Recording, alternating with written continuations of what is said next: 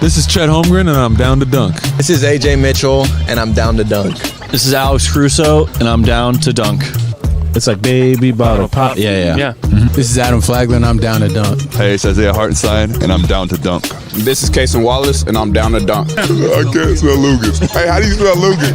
How do you spell Lucas? This is Lou Dort, and I'm down to Dort. This is Nikola Topic, and I'm down to dunk.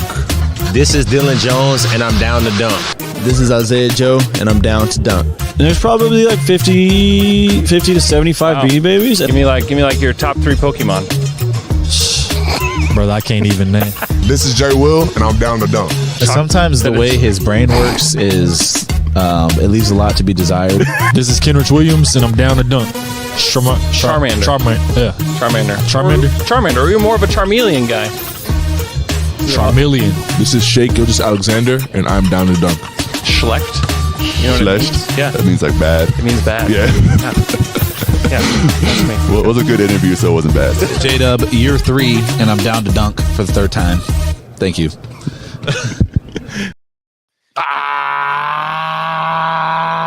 Good morning and welcome to episode 167 of Down to Dunk. You can find us on The Athletic and anywhere else to subscribe to your podcast. Go to theathletic.com/down2dunk and get The Athletic for $1 a month for 6 months. I'm Luke, joined this morning by Andrew. But I gotta say, I'm just fired up to be here today. It's pretty cool. Pretty damn cool. Woo! Slam through. And Jay. It's Jay. Today is my youngest son's birthday. A happy birthday, Dion. A happy birthday, Dion. A happy birthday, Dion. 7 years old. 7. So Can you believe it? it's hard to believe. That is kind of wild, actually. Can you believe it? 7? It's crazy. I cannot believe it. Something else I can't believe is the great deal that you can get from our friends Aaron and Drew Reese at Shelter Insurance. Pew, pew, pew. Pew, pew, pew, pew. Pew, pew, pew, pew, pew. Give them a call today. Call Drew 405-478-7714. Call Aaron 405-773-5500. They can help you today. Get your car insured. Get your home insured through some good guys that will help you. And also love the Thunder, which, it's helpful. It's helpful to have people that have the same interests insuring your car and home. So please do that today. Give them a call. Good job. Yeah. You have that is on your like. Pew, pew, pew, pew. So this is a perfect off. This is a perfect off-season question. How do you all have your phones, home screens, and subsequent screens set up? Not well. I could optimize a lot better. Do you utilize? I have a bunch of. Were they like grouped together? No. Like I have a few that are kind of my like basic ones. Whoa, and you then, only have 3 at the bottom? Yeah. Damn, dude. Really? Yeah. Damn. Put a number 4 down there. What are your that is the question, is what are your bottom apps? Spotify, phone, internet. Damn, dude. Not even texts? No. Damn. You got 3 down there. Yeah. I got podcasts, Safari, mail, and phone. That's what I got. Podcast would be a good one. So part of my challenge of my phone is my cell phone is the most distracting thing in my life without question. Yeah. And so one of the ways that I tried to combat that is by reducing the clutter of my home screen and like the availability of apps that I'm going to instinctively click. Wow. Even mindlessly, which is what I'll do. Like I was talking about this with some friends last night, where it's like if you text me in the middle of a work day, it's almost a guaranteed 30-minute like derailment. Yeah. Because when I pull my phone up, I'm always like, and it's this broken miswiring that we have where it's like, I don't just check the text messages or respond to that. I just instinctively am like, well, I might as well just check Instagram, Facebook, this thing, that. And the next thing I'm like, New York Times. I just got a New York Times subscription. That's how they get you. That's a fan of that's supporter.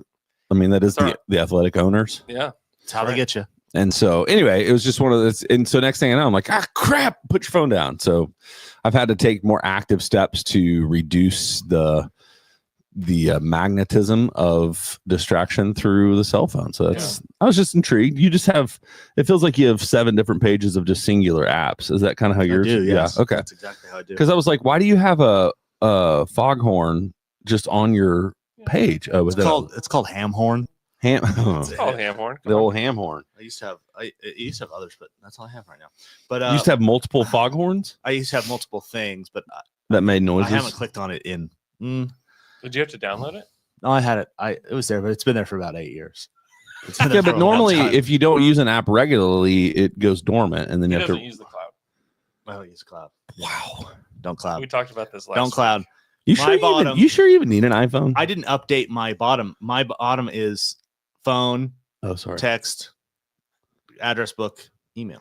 That is Address. I bet address book puts you in probably Dude, you are in the very rare area. You're in the 1%. Because you're in the 1% class with address book. I bet if we polled our entire podcast audience, nobody but you has please that. That's what it starts as. Let us know in the comments. No, 'cause you it have an address book as one of your 4 bottom apps. They have to know. be some because some people just don't change it. You know, like old people. But I've not changed it. I mean, I could, but they don't change it. What do you mean? You said old people. You're talking about yourself. Well, no, I'm talking about older than me people. Yeah, but my mom doesn't even have an address book. I was going to say, I don't think my mother-in-law does either. Dang. The only way I would find the address book on my phone is by doing a search of my phone. I've never used it. No. But that's where your contacts are. No, they're in your. They're in the. Okay, I have That's a what game. I'm talking about. I have a game. Address book is contacts. That's what I'm talking. I meant contacts. If I said No, we're talking the same. We're still with you. It's just all you have to do is go to your little phone app. Yeah, phone. It's in the phone. And all of your contacts are there. Yeah. Okay, whatever. I'm not changing it. This is the most. I mean, it's mind blowing. Wow. I have new game. I'm proud of you, man. Shiggity swag. Shiggity swab. I have new game. It is called Choose. I'm going to make you choose between 2 Thunder players for a particular category. And you'll have to give me your reason why. First one, who plays more minutes, AJ Mitchell or Isaiah Joe? Total minutes next season. Oh, next season. I'm still feeling Joe. I am too. Okay, talk to me. I think the playoffs were far more problematic for fans than they were for Mark and the organization. Mm-hmm. They've historically deeply trusted Joe. And what were his minutes this year? He played 1,600 minutes. 1,600 minutes. This year, he was 6th on the team. I would not anticipate that he goes below that. And it would be surprising for me to see Mitchell. Although you could, do the math and see what he was trending towards. So maybe they were sharing around the same minutes in the early part of the season. I don't think so. So AJ per game, 16.6 minutes per game. Isaiah Joe, 21.7. Yeah. I don't see that changing. I mean, it's probably closer than I realize, actually. And I am intrigued by what we're going to see from Oklahoma City next year with this championship behind them, a really deep roster that now is filled with even 2. Because Mitchell, I mean, you say he's hybridy, like 1-2 hybrid. Yeah. Or is that kind of who everybody is now? I think, he's definitely more versatile than Joe is. He can be the primary guy, or he can be off ball. So wondering if they do some more limits to minutes or minute restrictions with Shea, even Dub a little bit. And I'm not saying like pull them out of back-to-backs and stuff like that, but just maybe reducing their per minute or per game minute burden, so that then you could see Mitchell really take some of that, because I think they'll see him as probably their 3rd best ball handler. Yeah. And, and then you also have to throw Topic in there, what do we do with him? What does his total minute look like going into next year? They have a lot of options of guys, because, Mitchell is obviously not on the level that those 2 guys that I already mentioned were, but Mitchell's a very serviceable backup point guard. I remember liking his minutes that he did play. Yeah. Early in the season. Yeah. Yeah. He was one of those guys that you definitely we said some pretty ridiculous things probably about. Oh yeah. Like Mitchell, think about AJ Mitchell on the Bucks. Dude, the Bucks would be feeling so much better about that is everything true. if he was there. But it's Like, no question. it's always do you get a little overly hyped about, because when we did it was the Summer of Sam that you all did. It's like, I was pretty hyped about all those guys. But the difference is, though, You could even convince me about Dylan Jones too, by the way, if you wanted to, before, and he's no longer with the organization. But the difference between that team and this team last year is that they were a 68-win team. yeah, they mattered. The minutes mattered.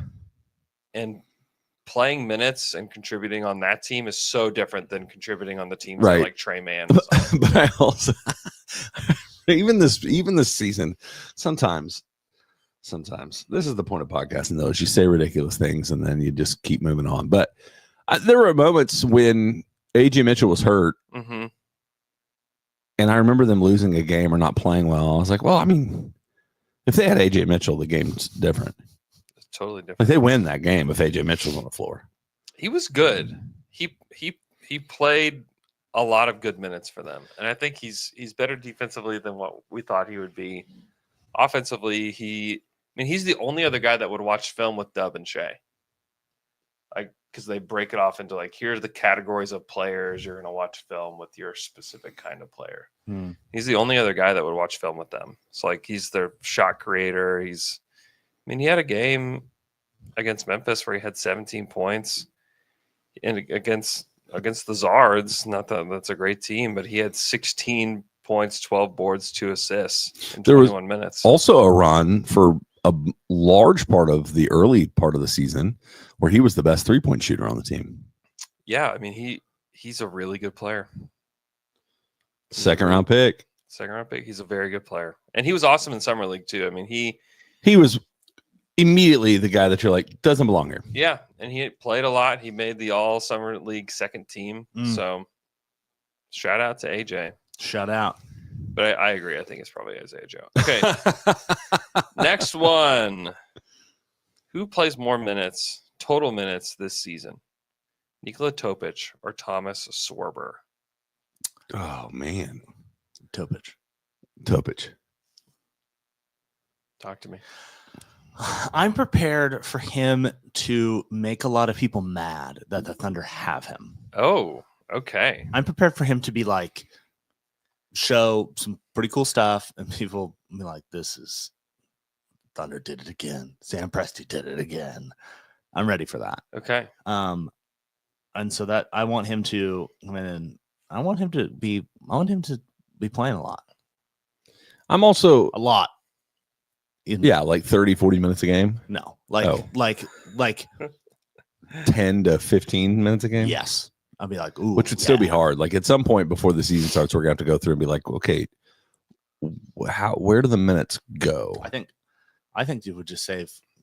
It's really probably more like total minutes, because you look at like minutes per game for some of these guys who didn't play every game. Like Dylan Jones played 10 minutes a game. Yeah, on so average. that's probably not fair. But and so did Oos.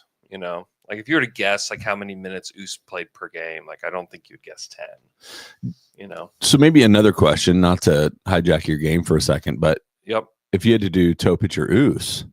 Oh, Topic for sure. Yeah.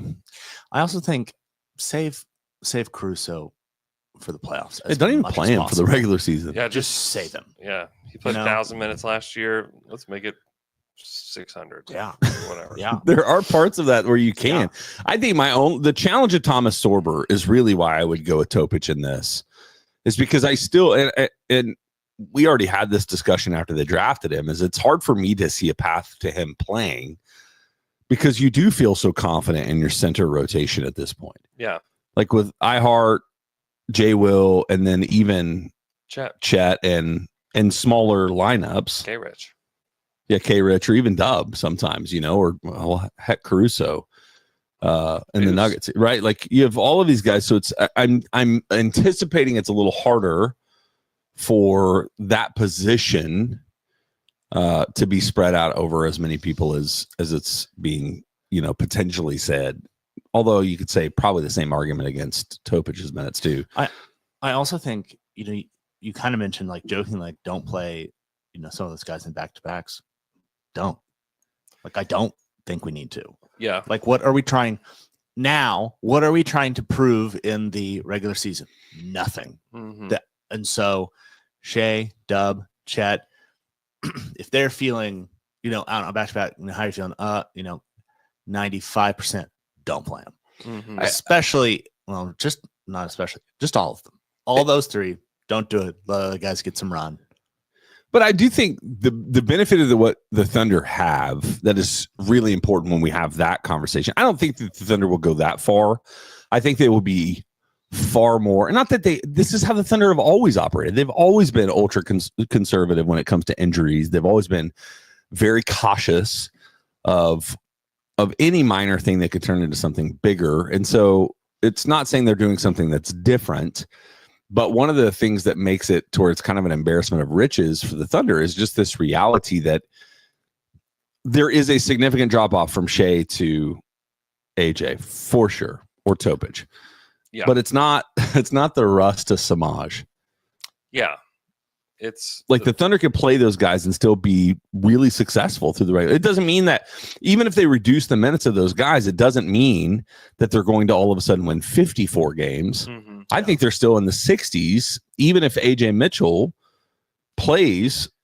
They won 68 games last year with Chet missing a vast majority of the season, starting the season without iHeart at all, starting the season without J Will at all. They played a chunk of the season with just JDub as their biggest guy. Like they didn't have like a perfect season as far as health goes. Like that could be much better. Like if Chet plays 70 games or 68 games or whatever it is, like they'll just be a better team. I feel like just because. I feel like he's been more than 68, but not quite 70 though. I could have gone one more. I mean, who knows? Well, only time will tell. Yes, Chet missed 50 games. I mean, like they won 68 games and it wasn't perfect. I mean, the reason that they were able to win as many games as they did is because Shea played 76 games and that Dub played 69 games. Oh, nice. But like that was the reason. If those guys stay healthy, then like that's really all it took was those two. And then Dort. Like Dort played 71. So I mean, like as long as like those guys stay healthy. But I know this is a psychotic homer take. Even if Shea plays 70 games and Dort plays 62 games, I don't anticipate the win total shifts that much. Like that's how much I believe in their depth. Yeah. Especially if Chet's playing. Yeah. Because there will be moments probably where Shea and or Dub or one of these guys is not playing. And then you're going to see a game where Chet is highlighted more. The Western Conference is going to be more difficult this year. But at the same time, I think the Eastern Conference is going to be less difficult this year. With Boston down, the Pacers are down. Not that they lost to either one of those teams. Yeah, the East stinks. So it's... I know that the win totals get released. Yeah, there's over-unders that are out there. If it's not 70 for Oklahoma City, then it's 63.5, I think. Oh, just hammer that over. Make some money. Yeah. Let's go. Let's fly to Vegas. Let's go. Let's go. You don't have to fly to Vegas anymore, though, do you? I don't think you can do it online in Oklahoma. How about that? I don't know. So fly to Vegas or drive up to Kansas, I think. Okay. Yeah. What else you got for us, Andrew? Okay, next one. Who scores more points per game? Kaysen Wallace or Aaron Wiggins? Kaysen was 8 points per game last year. Wiggins was 12. But does Kaysen make the lead? I haven't even. This is what's insane, though. Out of all these guys I'm talking about, I went from Dub, Shea to AJ. Yeah. While omitting Kaysen. Yeah. Right? Like how? Like what a miss. Yeah, it's a miss. Because Kaysen's fantastic. What a miss. So I would say, although I also love Wiggs. It's time to go. It's time to go. Morning. That's good. Okay. I probably would say more points, Kaysen or Wiggs next year. I'm going Queso. I'm gonna say Wiggs. I want them both to like step up, and not be crazy.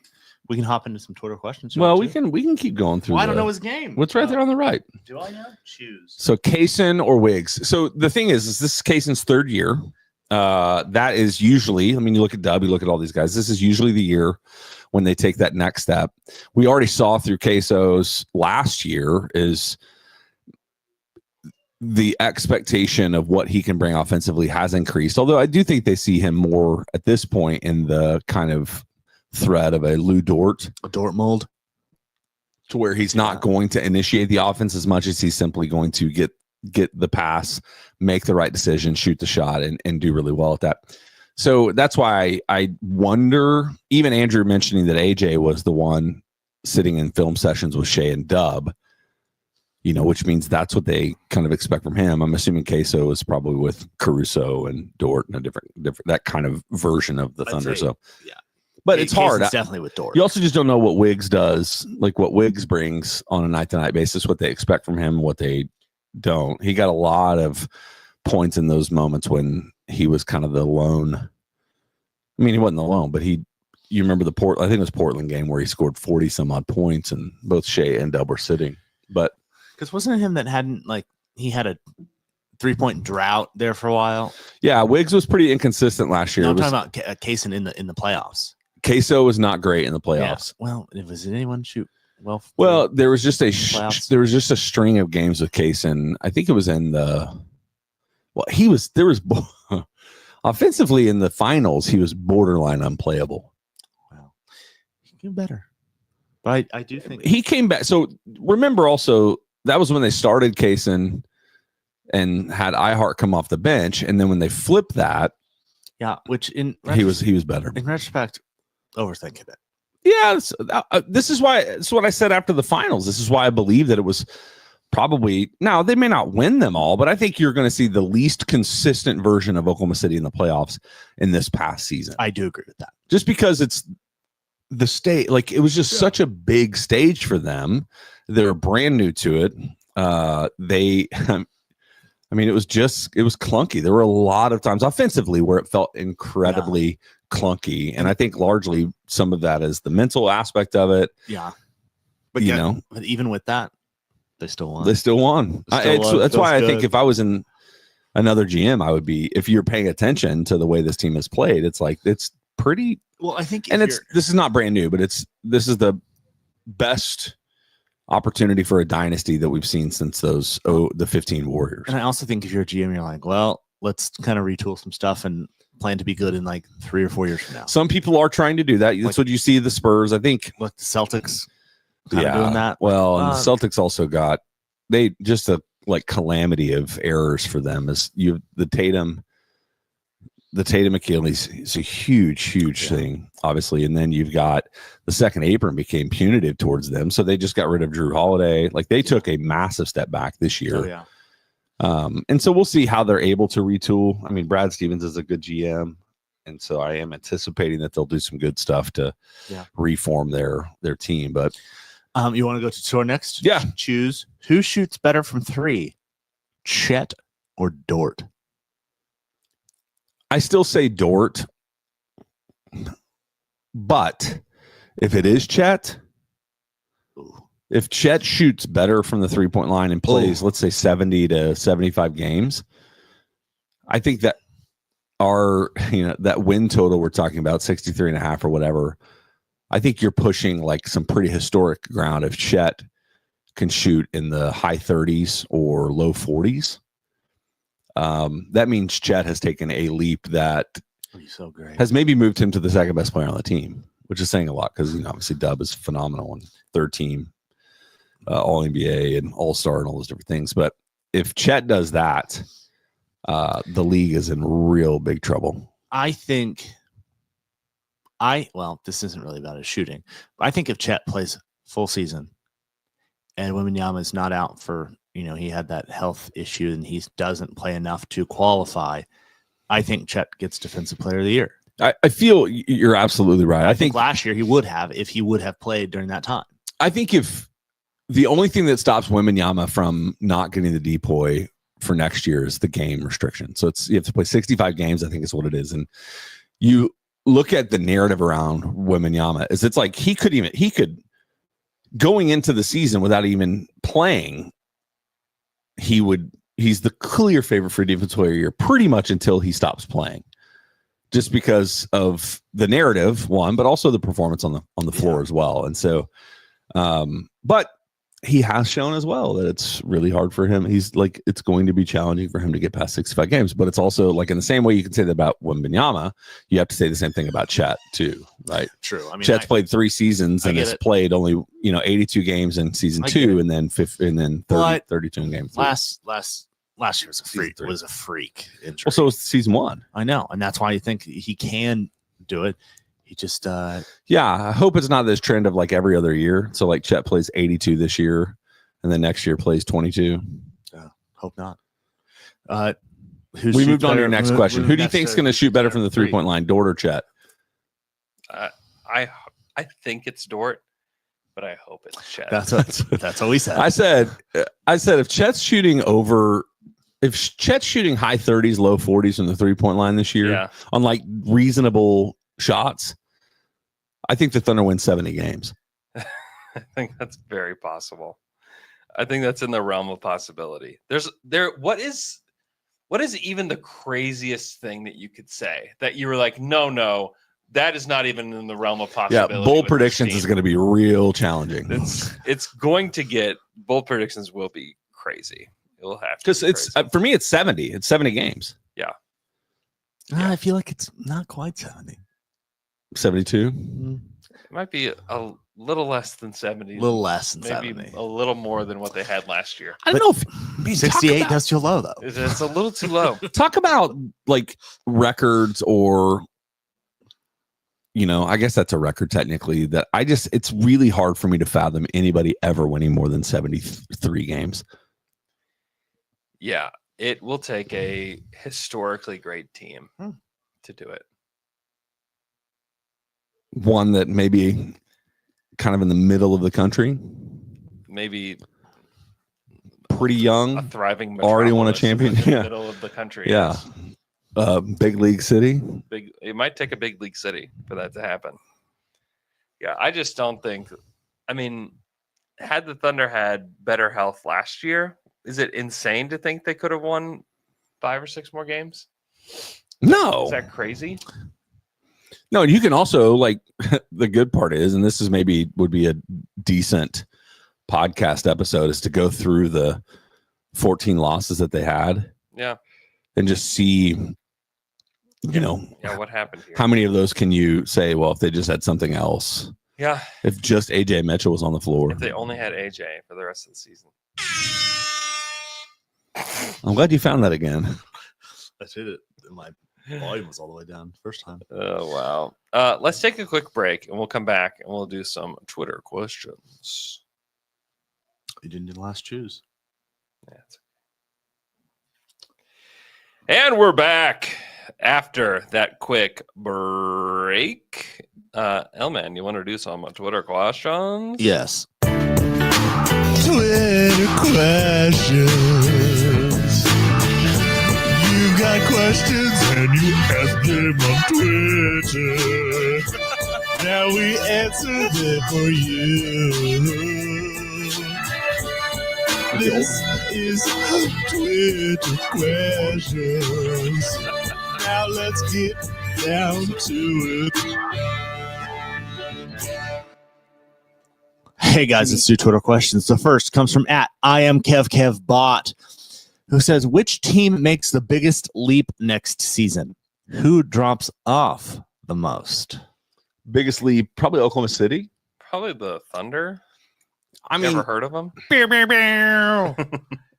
Who would you be the least surprised to? It's hard because the Rockets are the easy answer, but the Rockets were the 2 seed in the West. I was going to say they won a lot of games. Like they're already there, and also they picked up a guy that doesn't play a lot, doesn't play a ton in KD.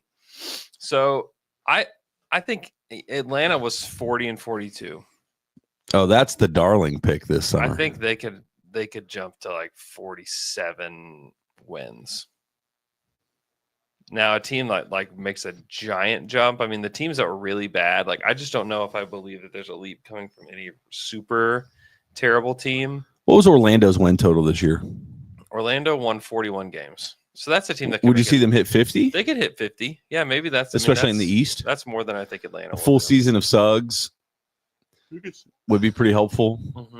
Desmond Bain. Yeah. Biggest drop. I mean, Indiana's like an easy one for biggest drop. They won 50 games last year. Poor Pacers, man. Yeah, it's terrible. We did an episode about the Pacers for the Athletic NBA Daily, and I just like I call it like fan whiplash, you know, to go from. Oh man, did you bring Caitlin on? We did not have Caitlin Cooper on. I was thinking Caitlin Clark, but we had Caitlin. Ever heard of Caitlin Clark?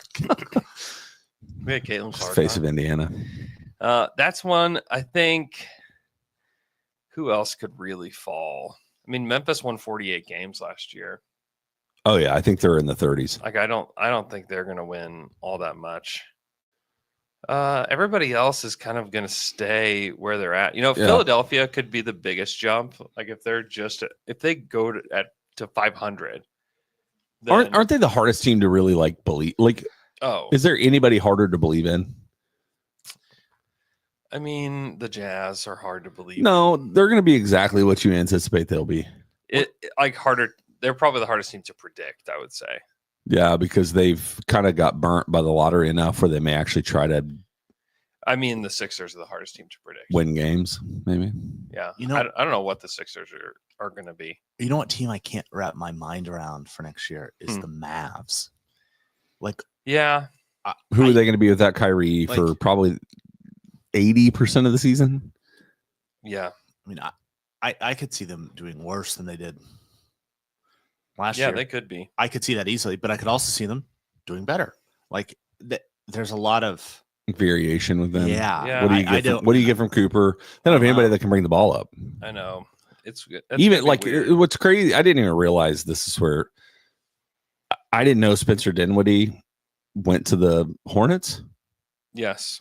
Which is so strange. Yeah. But if you remember, like towards the end of the season, he was their borderline best guard. Yeah, he was. And so I'm like, you don't have that. I mean, you're looking for, what is it, Jaden Hardy? Yeah, I got to have a Hardy party. And then you've got Dante Exum. Yeah. Oh, you did add D'Angelo Russell. So that's always been historically a really positive thing for teams. That's a choice to make. Yeah, I think Dallas will be probably right where they were. I think they'll be scarier if Kyrie comes back into the end of the season and he's, most of what he was. I think Dallas will sneak up and do some damage in the playoffs on a team. They'll probably have to fight through the play-in to even get there. Yeah, Minnesota, I don't have any different feelings about. I think that the fact that their roster was so like there was no real movement for them this summer. Yeah. I think that you can kind of expect maybe the exact same thing. I wouldn't expect them to take a bump. There's nothing about them that makes me think, oh, they've got a leap on the horizon. Yeah, which is a big deal, especially, I mean, you remember the playoff run. He was one of their best guards against the Thunder. Yeah, one more year, Mike Conley. Mike Conley's 75 years old. That's pretty challenging. Mm-hmm. All right, let's move to our next Twitter question. It comes from @ZachDeeg, who wants to know best part about summer ending. I know what Jason's is going to be. What's that?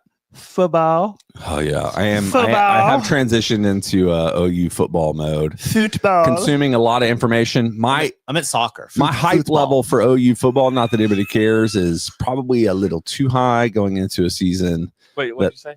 Please talk about OU. I'm just talking about OU football. No. It's just too high. I'm a little too high. But let's talk about football. Yeah, let's talk about soccer. But you talking about football? The best thing about summer ending is I like routine. Yeah. And even though for me his life doesn't really change a ton, like just for our son, staying up way later, getting up, like all those different things, it makes it to where a little more routine is good.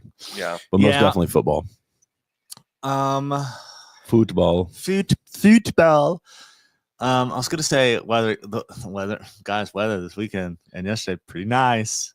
Yeah, it's supposed to be 80s. It's supposed to be in the 70s tomorrow night. 80s, y'all. Yeah. Wow. Ooh.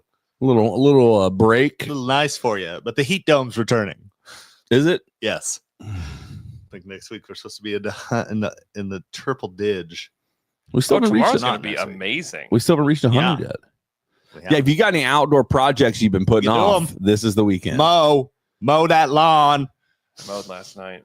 That was pretty good though. That wasn't bad. It wasn't terrible. I did some work. I'm trying to put sun shades in my backyard because my grass just gets burnt up. Oh. Because I used to have a tree, and so it's fescue. Now I don't have a tree anymore, and now it's burning up. So I try to put sunshades up. I'm just not very good at projects. Yeah. Like I just have that realization where I'm like, I'm not a handy guy. YouTube has made me a fake handy guy. Like I can install ceiling fans. I can install light switches. That's handy. I can do some basic things. That's handy. But when it comes to like bigger projects, I put those sunshades up yesterday, and it was like the whole time my wife is going to come out and like try to be supportive, but really hate what I just did. Like this is not it. Right. And so it just like debilitates you. Like I just was mad. I was just mad. My wife. Miffed and peeved. My wife doesn't like it. She did not. She came out. She's like, doesn't like it. okay. Okay. I was like, at least it was not 2 hours of my night. I got that Saturday. I'm not gonna waste that weather. I got a full day planned. I made a list. What are you gonna do? Oh, what am I not gonna do? Where's your list on your phone? On my phone under notes. I'm gonna go to the tailor, get some pants tailored. Gonna do some other stuff. It's not that interesting. So it's one. You've got one. That's big. The other things I can't talk about because they're all private. They're just going to be. We're talking about some gifts that are coming up for people's with birthdays. That's sweet. You going to the mall? I actually might. I need some new shirts and new shoes. Okay. It's a nice little Saturday. I don't know if I'll have time. Hey guys, let's go to our next Twitter question. It comes from @JacksonBose, who says this might be a homer, but if you like, the national media is still sleeping on this team. Seems like the championship discussion has been an afterthought. A lot of people are unfairly lumping in the Spurs when it comes to teams that will run the West in the future. Yeah, one, I don't think it's necessarily unfair. Two, I don't agree with that statement. Which one? I guess it depends on that the national media is not giving the Thunder the credit that's due. I think that, at least the people that I pay attention to do. Yeah. And everybody that you don't pay attention to is having a real bad off summer or a bad summer off. Yeah. All these people that were haters are no longer employed or maybe even under federal investigation. Yeah, it's actually true. It's true. So it is. It's true. Sam is just manipulating the Beware. whole world. Yeah, Beware if you hate on the Thunder. Thunder Reddit has caught on to that. They see talking about the Thunder. It's going to get you in trouble. Wow. Talking bad about Thunder. Wow. But yeah, I think the challenge for the media, and this is why it's hard, like number one, nobody's ever going to do enough like celebrating the team that you love. Yeah. That's why you listen to us. Yeah.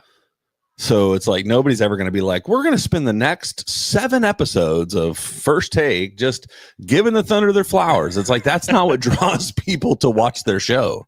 So you have to remember that. And then the other part for me is I'm like, it's not exciting to talk about a team that is nothing changed.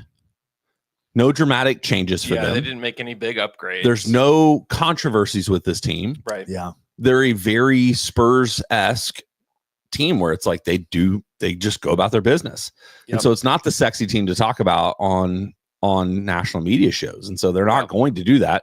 But that doesn't mean that anybody that knows anything about basketball is not like already assuming that they are. I mean, you hear it like who was it was Bontemps and Windhorse is like tier 1 Oklahoma City, tier 2 that's where everybody else resides, and tier, all the way down. So it's like these guys, they know, but it's just not fun to talk about. There's nothing that changed about them. It's way better for them to talk about Kevin Durant and Houston Rockets or we didn't have a fat guy that got skinny or anything this summer. Yeah, Luka taking over, and especially it's the Lakers. Like that's partly why Adam Silver forced Luka to go to the Lakers. That's right. We needed to get the narrative. Lakers talk. God, they got to have him hold up big jeans. That is If they the held up next his step. old big jeans, like look how skinny it is, that's when you really know. It is so funny that he's gone on this. I truly hate the Mavericks media tour. Yeah. Like, I'm going to get skinny because I hate the Mavericks, and I'm going on a media tour because of it.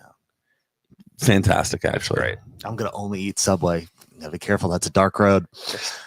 All right, let's go to our next. Kind of like bagging on the Thunder, being a Subway spokesperson for losing a lot of weight. Not good. That's not the way you wanna Not go. good. Not the way you wanna go. Nope, don't want to do it. Except you do get to meet George W. Bush. Let's do one more and then let's do one more and then do Miffed and Peeved. Okay. It comes from at Jess2437. What's your favorite sandwich? Who says, hi. Before winning this Hi. championship, I felt different about Russ and KD. I thought their numbers will definitely get retired and Russ will probably get a statue. Now I think Russ and KD were just good history for us, and we may not retire their numbers. Thoughts? I mean, that's a pretty great statement. I think Russell will.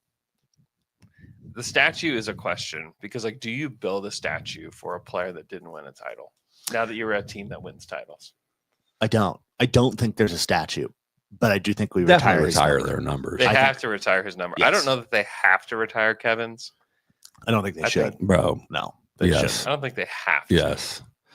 You, I are think you you saying have yes? to. They I should. think you have to. No, you don't I don't have think to. they- but I think don't you think they have to. Retire PJ Dozier's number. I mean, the Warriors retired his number. Or going to retire his number. No, they're not. Yes, they are. He won titles for them. But I know. you know for I- sure they're going to. Yeah, I mean, it's one of the first things they said. Yeah, they're going to. I don't believe it. I mean, he won NBA championships. Kevin did not do that here. I don't think we retire. This is such a, 10 years with the franchise. I mean, it's great. It's great. He This is- also left in The worst possible the way. worst way you could to the worst team he could have gone to. Yeah, he's a wiener. I think eventually it will happen, but I don't think it's imminent. I think the championships made it more likely. More likely that we retire Yes. Katie's number. Here's the thing.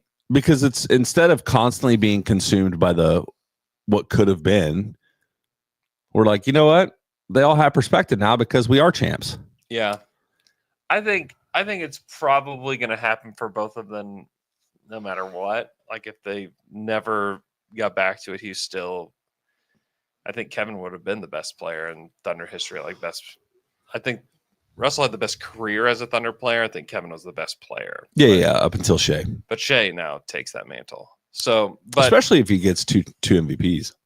I think the statue thing is legitimate though. Like, can you, I guess Allen Iverson has a statue in Philly. Yeah, that's the quickest, best comp you can make. And I think if that's, Charles Barkley does too. Yeah, and I just don't know. We don't know what the Thunder standards are for a statue at this point. There's no Thunder statues. There's also going to be a new arena that's going to have space for stuff like that. And I so wonder don't if know. the Thunder would go a different direction of just like a history Hall of Fame kind of thing or something like that, where you can walk through an area. Holograms. Yeah, it's just you could walk through him. Yeah. And he's just there kind of talking to you. Kinda like Although it wouldn't really be a Russ thing. Like at Jurassic He'd just be World. frowning at you. What? Jurassic World had that. With the hologram you could walk through. Oh yeah, the little DNA piece, right? Mm-hmm. Yeah. Are we talking about something else? I think that you see the thing that has the thing that killed Newman. Oh yeah. And then someone just walks through it. Yeah. Yeah. Spits that venom. It'll be like that, but Russ will be dunking on Clint Capella. And talking about, and I call him Newman, but just Dennis Nedry. Yeah, we know. Dennis Nedry. Hey guys, miffed and peeved. Miffed and peeved. I was almost miffed and peeved yesterday. I went to the Science Museum of Oklahoma with my kids. You mean the Omniplex? Yes. My wife was at work yesterday all day, so I had the kids. I was like, why don't we go? One, go to Jimmy's Egg. Number two, we'll go to the Science Museum. Damn. And I thought we had That's a day. I thought we had passes to go. Apparently they expired and I was a little bit miffed, and I was talking to the people at the Omniplex about You're trying to get him to where they can still use it. And you know what? They did. They did. I knew it. This is the most Andrew thing possible that you were able to talk them into it because it's like, this is still good. Like, and you still got to use Shout it. out to the people at the Science Museum Unbelievable. of Oklahoma. They let us, I was grateful and blessed. They let us have a day. Hey, that's awesome. I am also grateful and blessed. Gotta say special thanks to the Down to Dunk Nation, Down to Dunk people. Yeah. Because the results of that Best of Stillwater thing came out. Yep. We won. My law firm won. First place, family law. First place, criminal defense. First place, estate planning. First place, personal injury. First place, overall law firm. Second place, divorce attorney. Wow. Pew, pew, pew, pew. Pew, pew, pew, pew. That's awesome, dude. Yeah. That Rocks. That's super rocks. Rocks. So I'm grateful, blessed. If you voted for me and you're listening to the pod, thank you. And if you voted for me and not listening to the pod, I don't know how you'd hear this, but thank you as well. Thanks, Dunkers. Thanks, Dunkers. It was helpful. You miffed? Nope. Other than my project, I jumped in a little early. Yeah. Yeah. I hear that. Again, happy birthday to Arden. Happy birthday to Archie on Monday. Mm. 7. How old is that? 7-Eleven. 7-Eleven. 7 big gulp. It's a big gulp. Hot cup. 7-Eleven hot cup. It's a big old gulp. Thanks for listening to our show. Hope everybody's doing great. Enjoy your weekend, and we'll talk to you guys again on Monday.